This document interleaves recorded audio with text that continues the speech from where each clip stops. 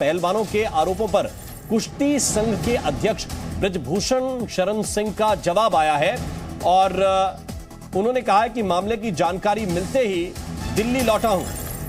उन्होंने कहा कि आरोपों की मुझे कोई जानकारी नहीं थी, मेरा दिल्ली में रहना जरूरी था, फेडरेशन ने किसी का शोषण नहीं किया, मेरे आरोपों पर कोई सबूत है क्या? मैं कमजोर खिलाड़ियों का पहरेदार हूं और सभी जगह के खिलाड़ियों को जगह दी है। फेडरेशन ने नियम बनाए तो दिक्कत हो रही है और निजी कोटा नहीं है, देश का कोटा होता है। तो डगर डगर बदनाम हो गए मेरे आंसू, इसीलिए तो नगर नगर बदनाम हो गए मेरे आंसू। मैं उनका हो गया कि जिनका कोई पहरेदार नहीं था। मैं कमजोर जो राज्य हैं, जो कमजोर राज्य के खिलाड़ी हैं, मैं ये पूछना चाहता हूं कि ना आप नेशनल लड़ोगे, ना आप ओपन नेशनल लड़ोगे, ना आप ट्रायल दोगे। ट्रायल भी आप चाहते हैं कि सारे खिलाड़ियों का ट्रायल हो जाए, फिर जो खिलाड़ी उसमें जीतता हो उससे आपका अकेले ट्रायल हो जाए। तो जो गार्जियन अपने बच्चों को लेकर के रात दिन मेहनत करते हैं और रात दिन उनके पीछे लगे रहते हैं, तो वो भी तो ओलंपिक के ही उम्मीद से खेल रहे हैं, वो भी तो वर्ल्ड ही खेलना चाहते हैं, वो भी तो एशिया खेलना चाहते हैं।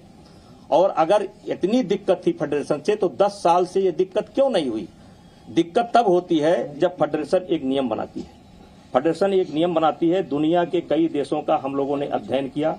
अध्ययन करने के बाद एक नियम बना। पहले हमारे यदा कदा खिलाड़ी ओलंपिक के लिए क्वालिफाई करते थे और ये कोटा व्यक्ति का नहीं होता है, देश का कोटा होता है। और पहले हमारे यहाँ की पॉलिसी थी कि जो खिलाड़ी सेलेक्ट होकर के आएगा वही खिलाड़ी ओलंपिक में जाएगा। इसी बात को लेकर के नरसिंह यादव और सुशील का एक प्रकरण आया था, लेकिन कोई ऐसा नियम नहीं था कि जिसको हम लोग ट्रायल करवा सकें, और इसलिए सुशील और नरसिंह का ट्रायल नहीं हो पाया क्योंकि ऐसा नियम नहीं था। इस बार ओलंपिक के बाद हम लोगों ने महसूस किया, दुनिया के कई देशों का हम लोगों ने अध्ययन किया और अध्ययन करने के बाद ये निकाला कि ओलंपिक में अगर कोई खिलाड़ी कोटा लेकर के आता है तो पहले जो देश के खिलाड़ी हैं उनके बीच में एक ट्रायल होगा, फिर जो देश को जीतेगा उससे ओलंपिक के जो क्वालिफाई करके आए हैं उनके बीच में एक कुश्ती होगी। अगर ओलंपियन जिसने क्वालिफाई किया है अगर हरा देगा तो उसका कोटा पक्का माना जाएगा। अगर बाई चांस वो खिलाड़ी हार जाए, तो उसको 15-20 दिन के बाद एक मौका और मिलेगा। यानी कि नया खिलाड़ी अगर आएगा तो उसको 2 बार जिसने कोटा लिया है उसको हराना पड़ेगा। और जो खिलाड़ी सेलेक्ट होकर के आया है एक कुश्ती केवल जीत लेगा।